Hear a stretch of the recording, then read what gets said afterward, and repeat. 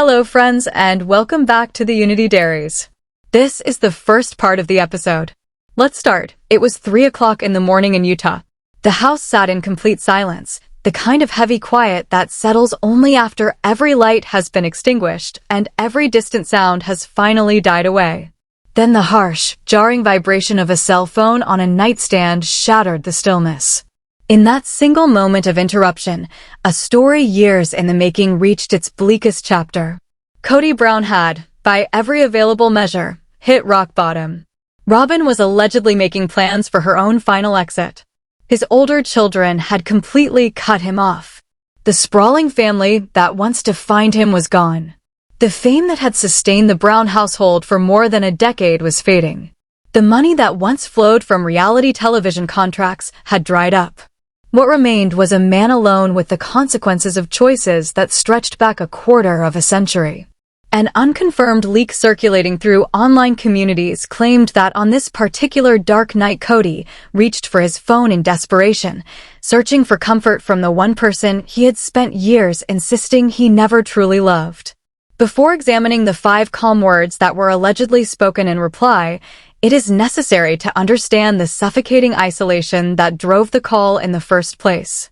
The path that led Kody Brown to that moment is a long arc of entitlement, neglect, and eventual collapse, one that began long before cameras ever entered the family's life.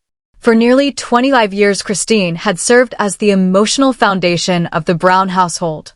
She was the wife who baked the birthday cakes, organized the holidays, soothed the children, and absorbed the sharp edges of Kody's moods so that the larger family structure could remain intact. In psychological terms, she functioned as his most reliable source of narcissistic supply. Even when he neglected her, she found ways to forgive. Even when he prioritized another wife, she continued to invest in the idea of a functional plural family. She had been raised in a culture that taught women to keep sweet, to swallow pain, and to measure their worth by how well they preserved peace. Kody had come to rely on that conditioning as if it were a permanent feature of her character rather than a set of learned behaviors she might one day choose to discard. The public record of their marriage is filled with moments that reveal the imbalance. There was the infamous porch confrontation in which Kody accused Christine of driving a knife into his kidneys. Language so visceral it suggested not merely disagreement, but a sense of personal betrayal at the idea that she might prioritize her own happiness. There was the published anecdote from their book in which he described his early disgust at watching her eat nachos in the passenger seat of his car, a story he chose to share with millions of readers. These were not isolated slips of the tongue. They formed a pattern of diminishing the woman who had spent decades holding the family together. When Christine finally left, she did more than remove her own presence and her share of the television income. She removed the buffer that had kept the rest of the household functioning. The dominoes fell quickly afterward. Janelle began to recognize her own value outside the plural structure. Mary confronted the reality that Kody had emotionally checked out of their marriage years earlier. Suddenly, the man who had insisted that plural marriage was the only path to fulfillment found himself in a monogamous arrangement with the one wife he had elevated above the others. The very outcome the family had long denied was now the only arrangement left standing. Yet men shaped by a lifetime of centering themselves rarely accept the finality of such losses. Kody's internal narrative continued to cast him as the essential figure around whom others still orbited. Even after Christine married David Woolley, a man widely observed to treat her with consistent respect and protectiveness, Kody's ego apparently whispered that she retained a soft spot for her first husband. He seemed to regard her capacity for empathy as a permanent character flaw he could still exploit rather than a gift she had deliberately withdrawn. That miscalculation would prove costly. By the middle of 2026, the external supports that had once propped up the Brown image had largely disappeared. The cameras were no longer a constant presence. Spin-off projects sat in limbo. The financial reality of maintaining a large Flagstaff property without the buffering income of multiple wives and a steady reality television paycheck had become stark. Coyote Pass, the parcel of land that had once symbolized the family's ambitious future, was reportedly liquidated to cover debts and ongoing expenses. The dirt lot that was supposed to host a sprawling plural compound instead became a quiet monument to unfulfilled promises and unpaid obligations. Rumors circulating among viewers suggested that the private atmosphere inside Kody and Robyn's home had grown equally strained. Without the other wives' incomes to subsidize certain lifestyle patterns, and without the constant interpersonal drama that had once made Kody feel like a sought-after center of attention, the dynamic between the remaining couple had allegedly soured. Robyn had entered the family as the favored wife in a plural structure. The role of sole caregiver to an aging, embittered man who had alienated most of his adult children was never part of the original arrangement. As the television checks slowed and the isolation intensified, speculation grew that she was considering her own exit. Kody's older children wanted little contact. The tragic loss of Garrison had left a permanent fracture that no amount of public statements could repair. Janelle was building an independent life. Mary had stepped fully into a new chapter free of the old dynamics. The man who had once commanded a large household found himself facing silence on every front. It was in this climate of mounting panic, financial pressure, relational isolation, and the alleged unraveling of his remaining marriage that Kody reached for the phone in the middle of the night. He did not call Robyn. She was reportedly the source of his immediate distress. He did not call Janelle. Her response would have been measured and unsentimental. He did not call Mary. Pride and history made that route unthinkable. Instead, he dialed the number of the woman who had spent 25 years absorbing his storms and offering reassurance. He dialed Christine. What he failed to account for was the simple fact that the woman who answered to that number no longer existed in the form he remembered. Christine Woolley was not the tearful basement wife, still invested in repairing a broken plural system. She was a woman who had built a new life, protected by a husband who valued her peace. The old patterns of late-night emotional extraction were no longer available. According to the unverified account that spread through online discussion boards, the phone buzzed on the nightstand in the Woolley home. Christine, deeply asleep and settled into the quiet rhythm of her new life, did not stir. David did. He woke, saw the name on the glowing screen, and recognized immediately that the call had no legitimate place in their household at that hour. Rather than wake his wife or escalate into visible anger, he chose a quieter course. He stepped out of the bedroom, walked down the hall, and answered the phone himself. The content of the conversation that followed remains a matter of rumor and speculation. What has captured the imagination of those following the story is the reported tone and brevity of David's response. Where Kody may have prepared a lengthy monologue of grievance and self-pity, he instead encountered a calm, grounded presence that offered no opening for the old dynamics to reassert themselves. The 5 words that allegedly closed the exchange have become the focal point of endless discussion, not because they were dramatic or loud, but because they were final. To understand why the call itself carries such weight, it is necessary to return to the longer history that made Kody believe he still possessed the right to place it. The Brown family story is not simply a chronicle of marital breakdown. It is a study in how systems of entitlement erode over time when the people who once propped them up decide they are finished absorbing the cost. Christine's departure removed the primary shock absorber.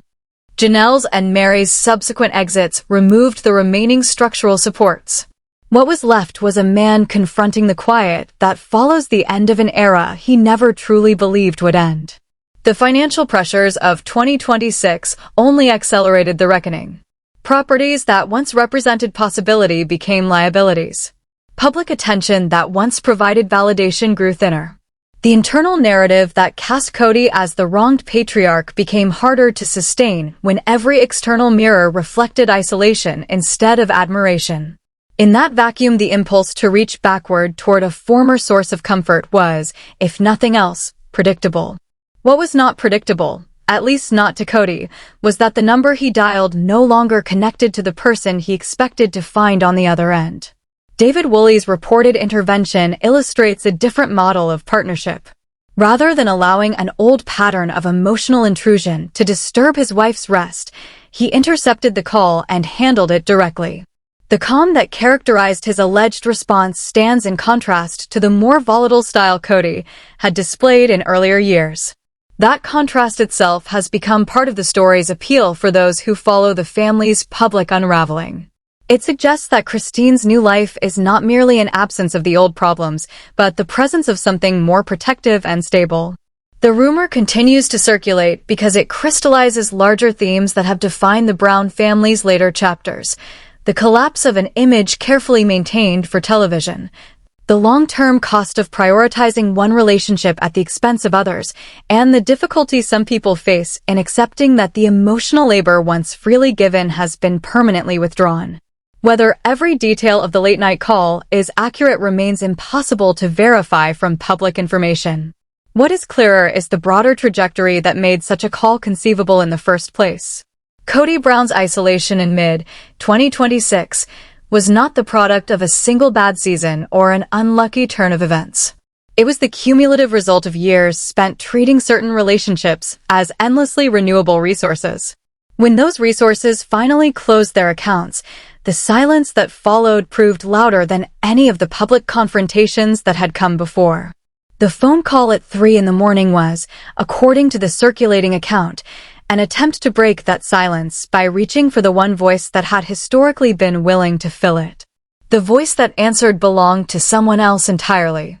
The psychological profile that emerges from decades of public footage and private accounts is consistent with a man who struggled to conceive of a world in which he was not the central figure. When Christine left, Kody did not appear to process the departure as a final severance. He processed it as a temporary disruption that would eventually correct itself once she remembered her place in the old order. That assumption shaped the decision to place the late-night call. He was not reaching out to an equal partner with whom he had shared mutual respect. He was reaching for a former source of reassurance at a moment when every other source had gone quiet. The timing of the call deep in the early morning hours underscores the level of distress involved. People do not typically dial former spouses at 3 o'clock in the morning to exchange polite updates. They dial when the internal pressure has become unbearable and the usual outlets have failed. In Kody's case, the usual outlets had not merely failed, they had disappeared. The older children were unreachable. The remaining marriage was reportedly under severe strain. The financial picture offered no comfort. In that vacuum, the memory of Christine's long-standing willingness to absorb emotional intensity became a tempting target. What Kody underestimated was the thoroughness of the change in Christine's circumstances. Marriage to David Woolley was not a superficial upgrade in living arrangements. By multiple public accounts, it represented a fundamental shift in how she was treated and protected. David's reported decision to answer the phone himself rather than disturb his wife's sleep fits a pattern of quiet protectiveness that stands in marked contrast to the more performative emotional displays that characterized earlier chapters of the Brown family story. He did not need to raise his voice or catalog old grievances. He simply closed the door that Kody was attempting to reopen. The 5-word reply that has fueled so much discussion derives its power from its restraint. In an era of lengthy public statements and carefully crafted social media narratives, a brief, calm refusal carries unusual weight. It does not invite further negotiation. It does not leave room for the familiar cycle of explanation, justification, and eventual emotional extraction. It simply ends the exchange. For a man accustomed to controlling the emotional temperature of his relationships, that kind of finality can land with particular force. Online communities have dissected the rumor from every angle. Some focus on the alleged financial collapse and the reported sale of Coyote Pass as evidence that the material foundation of the old lifestyle had eroded. Others concentrate on the interpersonal isolation, the severed relationships with adult children, the rumored tension with Robyn, the absence of the other former wives as buffers. Still others examine the call itself as a classic example of a person in crisis reverting to the most familiar source of comfort, only to discover that the source is no longer available. Across these discussions, a common theme emerges. The late-night phone call represents not just a single moment of poor judgment, but the visible symptom of a much longer process of relational and financial unraveling. The broader context of 2026 matters. Reality television careers do not last forever. Audience attention shifts. Network priorities change.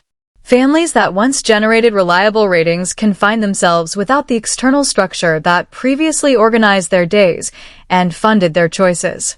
When that structure disappears, the private dynamics that were always present become harder to ignore. In the Brown case, those dynamics included long-standing patterns of unequal emotional labor, public diminishment of certain spouses, and a persistent difficulty in accepting responsibility for the consequences of earlier decisions. The removal of the television apparatus did not create those patterns. It simply removed the distractions that had once made them easier to overlook. Christine's post-divorce trajectory offers a useful counterpoint. Rather than remaining entangled in the old conflicts, she appears to have invested in a life defined by different priorities. The public image that has emerged is one of greater personal peace, supported by a partnership that does not require her to absorb another person's unresolved grievances as a condition of belonging. That shift helps explain why the reported phone call landed so poorly. Kody was attempting to access a version of Christine that no longer existed. The woman who had once made herself endlessly available for emotional repair work had closed that particular account. David's role in the incident, as described in the circulating account, reinforces the boundary. By intercepting the call, he prevented the old pattern from even reaching Christine's awareness in the moment. The decision protected her rest and, more importantly, protected the integrity of the new household. It also sent a clear signal that the previous rules of engagement no longer applied.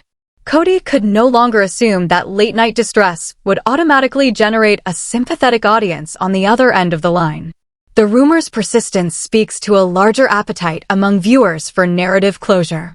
The Brown family's public story has been marked by repeated cycles of conflict, temporary reconciliation, and renewed rupture. A decisive moment in which an old dynamic is firmly shut down satisfies a desire to see consequences land with finality. Whether the specific details of the phone call are ever independently verified may matter less to many followers than the symbolic weight the story carries. It represents the end of one man's ability to treat a former wife as an emotional safety net long after the marriage itself had ended. Looking further back, the seeds of the 2026 isolation were visible years earlier.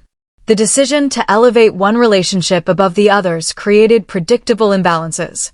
The public airing of grievances against Christine damaged the foundation of trust required for any lasting repair. The insistence on maintaining a plural identity, even as the practical structure dissolved, left little room for honest adaptation. Each of these choices narrowed the range of future options. By the time the external supports of television income and public attention began to recede, the internal supports had already been severely compromised. The alleged late-night call can therefore be read as both a personal crisis and a structural one.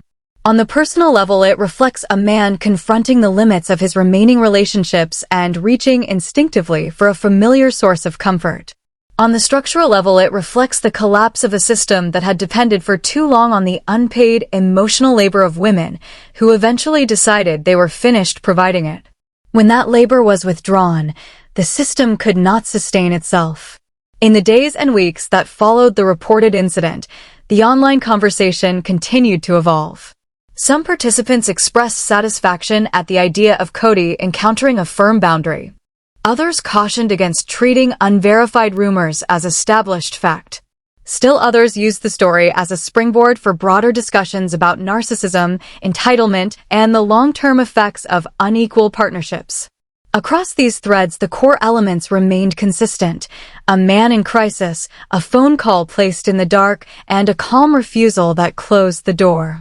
The Flagstaff property, once a symbol of ambitious future plans, had become another marker of contraction. The land at Coyote Pass, long discussed as the eventual site of a unified family compound, reportedly no longer belonged to the Browns. The physical spaces that had once organized the family's public identity were shrinking or disappearing entirely. In their absence, the relational spaces shrank as well. What remained was a much smaller circle and a much louder silence. Robyn's alleged restlessness, if accurate, would represent the final domino. The wife who had once occupied the favored position would be confronting the practical realities of life with a partner whose broader support network had collapsed. The role of primary emotional caregiver to a man processing multiple layers of loss is a demanding one under any circumstances. When that man also carries a history of public grievance and private entitlement, the demands intensify. Whether Robyn ultimately chooses to remain or to leave remains, like so much else in this story, a matter of private decision and public speculation.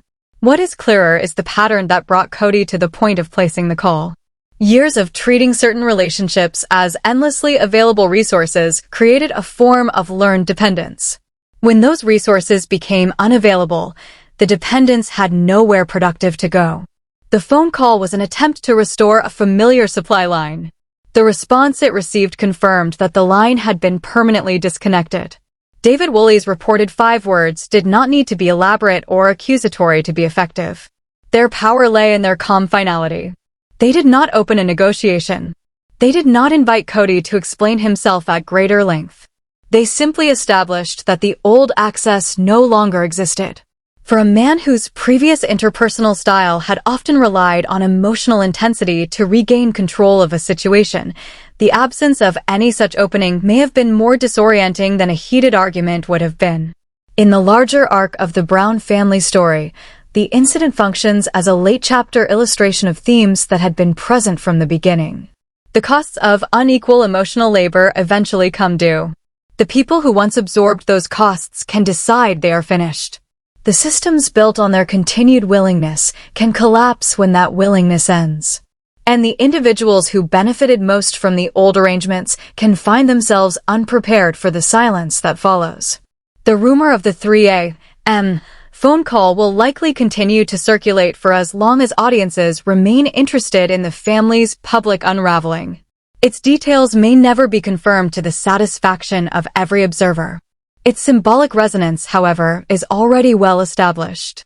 It captures a moment in which a man who had spent decades at the center of a large and complicated household confronted the reality that the center had shifted, the household had dispersed, and the one person he thought he could still reach in the dark was no longer available to answer. The house in Utah remained quiet after the call ended. The phone returned to the nightstand. Somewhere across the distance, another household continued its uninterrupted rest. The gap between the two lives, the one still entangled in the wreckage of the old system, and the one that had deliberately stepped outside it, had never been clearer. In that gap lay the full measure of what Kody Brown had lost, and the quiet strength of what David Woolley had built in its place. The end. First part is over. Thanks for watching. Don't forget to like this video and subscribe the channel. Next part coming very soon.